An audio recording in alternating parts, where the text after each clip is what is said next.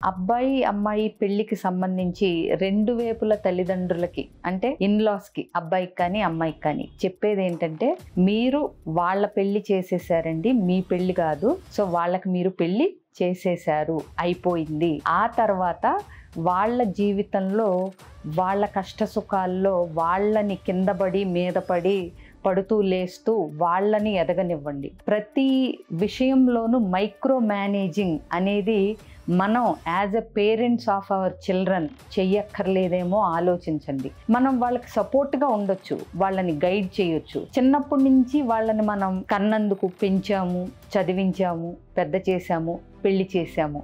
అక్కడితో చాలా వరకు మన బాధ్యత అయిపోయింది అనేది గుర్తించాలి.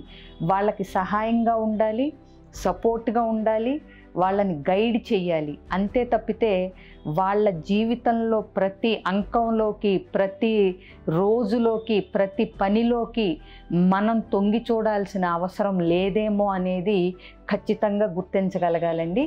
ఇది నేను ఇవాళ మాట్లాడటానికి అసలు కారణం ఏంటంటే, సర్వేలో తేలింది ఏంటంటే, ఇండియాలో divorce rate highest percentage of divorce rate is because of in laws interference. అంటే మీకు అర్థమయ్యే ఉంటుంది కదా, తల్లిదండ్రుల జోక్యం వల్ల విడిపోయే జంటలు ఇవాళ ఎక్కువ ఉంది. అంటే డివోర్స్లో రీజన్స్ ఏంటి అన్నప్పుడు ఫస్ట్ రీజన్ ఏంటంటే తల్లిదండ్రుల జోక్యం. సో ఇది తల్లిదండ్రులు కనుక చూస్తూ ఉంటే పిల్లలకు పెళ్ళిళ్ళు చేసినాక మన పరిధి ఎంతవరకు అనేది ఒక బౌండరీ సెట్ చేసుకోవాలండి.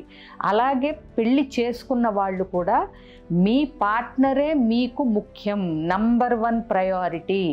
ఆ తర్వాతే మీ తల్లిదండ్రులు, అన్నదమ్ములు, తోబుట్టువులు వస్తారు.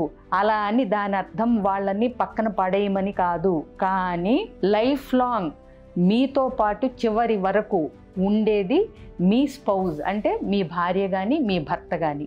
ఆ దృష్టికోణంతోనే మీరు మీ రిలేషన్షిప్ని గ్రో చేస్తూ, అంటే ఎదుగుతూ, ఇద్దరూ కలిపి ఆ బంధంలో ఎదుగుతూ ముందుకెళ్ళాలి తప్పితే, మా అమ్మ చెప్పింది కాబట్టి నువ్వు ఇలా చేయలేదు, నువ్వు అది చేయలేదు, ఇది చేయలేదు అని ఒకళ్ళని ఒకళ్ళు వేలెత్తి చూపుకుంటూ, అది తల్లిదండ్రుల జోక్యం వల్ల మీకు ప్రాబ్లం వచ్చిందా, మీ ఇద్దరు సాల్వ్ చేసుకోండి. మీకు కుదరలేదా, వాళ్ళ సహాయం తీసుకోండి.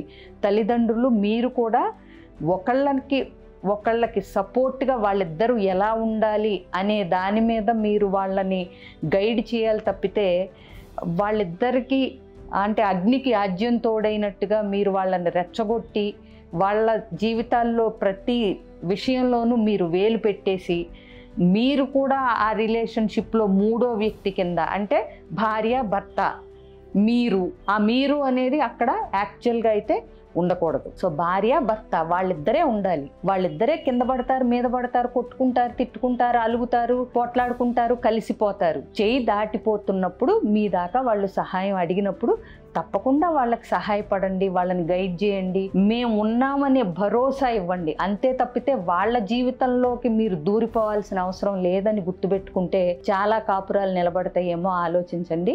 ఎస్పెషలీ అతిగా జోక్యం చేసుకునే తల్లిదండ్రులు ఇక నుంచైనా మీరు మీ బౌండరీస్ సెట్ చేసుకోండి.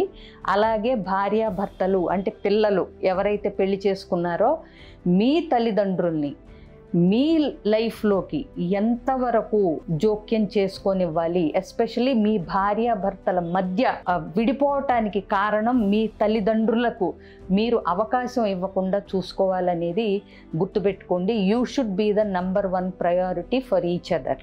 ఇలా తల్లిదండ్రుల జోక్యం వలన ఇబ్బందులు పాలవుతున్న వాళ్ళు ఎవరన్నా ఉంటే గనక మీలో చూసేవాళ్ళు ఎస్ అని కామెంట్ చేయండి. అలాగే ఇలాంటి మరిన్ని వీడియోస్, రీల్స్ చూడాలంటే నా ఇన్స్టాగ్రామ్ పేజ్ని, యూట్యూబ్ వీడియోని ఫాలో అయితే కనుక మీరు మరిన్ని వీడియోస్ చూడగలుగుతారు. Thank you.